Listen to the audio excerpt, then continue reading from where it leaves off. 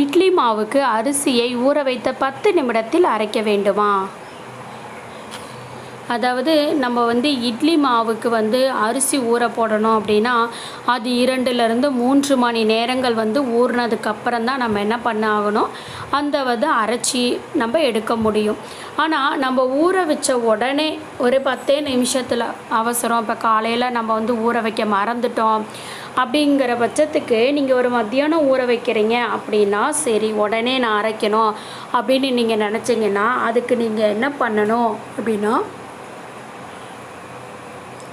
இட்லிக்கு ஊற வச்ச அரிசி, உளுந்து, வெந்தயம் இது எல்லாத்தையுமே நீங்கள் தனித்தனியாக ஊற வச்சாலும் சரி, அது எல்லாத்துலேயுமே பார்த்திங்கன்னா வெந்நீரில் ஊற வச்சிடணும். தண்ணி நல்லா சூடாக இருக்கணும். அந்த சூடாக இருக்கிற, அதாவது ரொம்ப கொதிக்க விடக்கூடாது, அதாவது சூடு இருக்கணும்.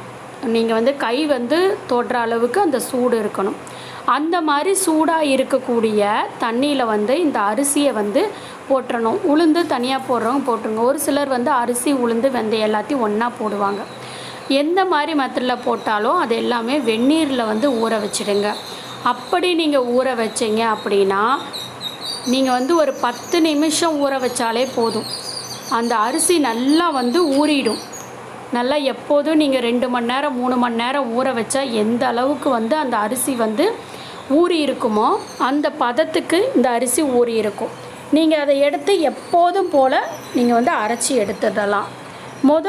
அந்த மாதிரி நீங்கள் ஊற வச்சு இது பண்ணும்போது உளுந்த ஆட்டி எடுத்துடுங்க. அதுக்கப்புறம் நீங்கள் அரிசியை ஆட்டி எடுக்கலாங்க. இந்த டிப்ஸு உங்களுக்கு ரொம்ப யூஸ்ஃபுல்லாக இருக்கும். அவசரமாக இன்றைக்கி நம்ம எல்லோரும் வேலைக்கு போகிறதா இருக்கட்டும், இல்லை வீடுகளில் அவங்க வீட்டிலையே இருந்து தொழில் பண்ணுறவங்களா இருக்கட்டும், நமக்கு சமையலுக்கு நேரம் அப்படிங்கிறது கொடுக்க முடியாமல் இருக்கிறனால சில பேர் ஹோட்டலில் வாங்குறது, மாவே பார்த்திங்கன்னா ஹோட்டலில் நம்ம கடைகளில் வாங்கி யூஸ் பண்ணிக்கிறோம். அதெல்லாம் கொஞ்சம் தவிர்க்கிறது நல்லது. நம்ம வீட்டிலையே இந்த மாதிரி அரைச்சி நம்ம பயன்படுத்துகிறது தான் உடலுக்கு ஆரோக்கியம்.